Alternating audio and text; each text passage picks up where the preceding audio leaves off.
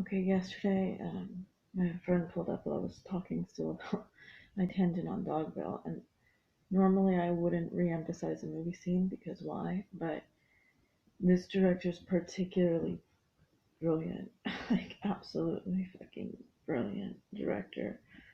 A little bit devilish, a little bit of a tyrant, but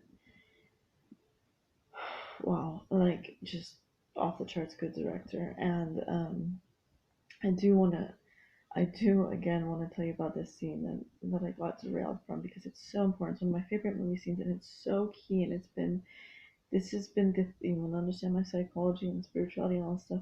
This has been the theological debate for me the whole time is this exact thing that comes up in the scene. So like I was saying, this heiress runs away. You don't know that. She's an heiress, you don't know what she ran away from.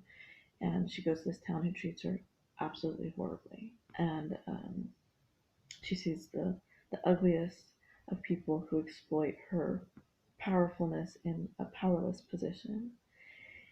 And her father comes after a long road of being treated like shit by these people. And it turns out her father's a mobster. He had shot at her. They had been in an argument, and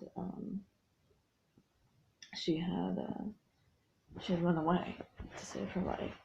And he shows up, and she said, "Well, you're just gonna try to make me like you." And he said, if I thought that I could do that, I would, but I can't convince you of anything because you're so stubborn." And he said, "No, I came back because when I shot at you when you ran away, you pointed out what you didn't like about me, and it's my turn to do that to you." She said, "That's why you came back?" He said, "Yes." He said, "You called me arrogant, and it triggered me so badly because you, in fact, are arrogant." And she goes, "How am I arrogant? I'm not the one that passes judgment on people." And he goes, "No, you're not. People treat you like shit, and you exonerate them without them even deserving forgiveness, asking forgiveness. You already exonerate them. You justify it to a bad childhood or whatever, but you don't even give the chance for people to be better or up to your standards. Things you wouldn't ever forgive yourself of, you forgive other people." He's like, "I can think of nothing more arrogant." She gets arrogant that I'm merciful. She goes, "No, no, no, no. You should be merciful when it's time to be merciful. And when it's not, you shouldn't be." And so she, well, beautiful Grace, she is basically an angel and having this conversation that makes actually a lot of sense with her father, who's kind of a devilish figure, but also a voice of reason in the scene. It makes sense. He's pointing out the ultimate sin, pride. And so he does that, and she steps out of the car, and first she's identifying with him. "Well, if I had their life conditions, would I have not picked the same?" And then she realizes if she had had their life conditions, she couldn't possibly make one single excuse for behaving like they did. And I don't, this is spoiler alert, so if you want to watch this movie, end this tape now, end this tape now, end this tape now, this is the ending. She steps outside and she has to decide what she's gonna do with these people. It's basically like Sodom and Gomorrah, like just these these treacherous people. And she goes back in the car and she asks her father, "Will I have the power? Will I have the power if I agree with you right now?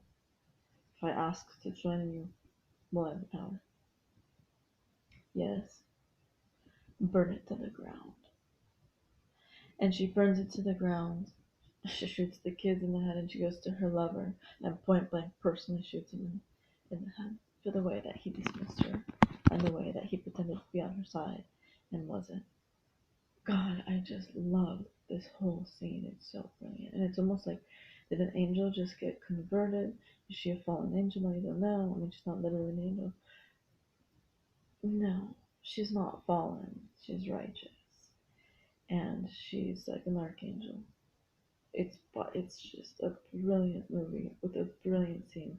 And so many times during this, I wonder this exact thing that the father is saying. All the time I think about the arrogance of my turning the other cheek and not taking the actions I really want to take.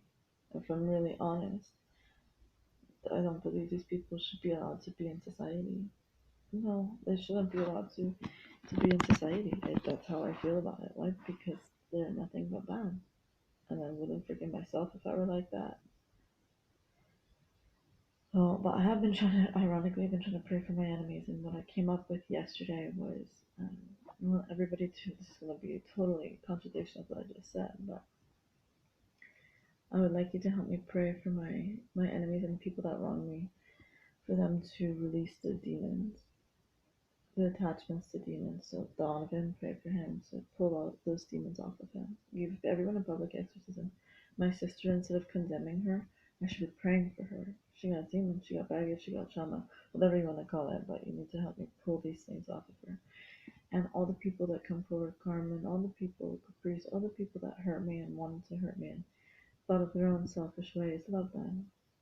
I found a way to forgive all these people and love all these people anyway. Mm-hmm. But this is maybe me being like crazy. But here's my thought. Here's my also mobster thought, spiritual mobster thought. If you take away their demons, what are they?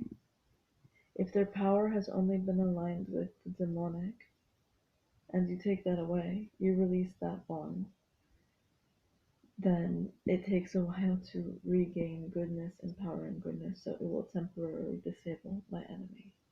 And then I'm okay with it. So let's work with that first.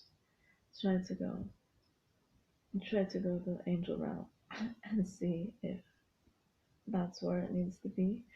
Or perhaps in the end it has a very different Dogville like outcome.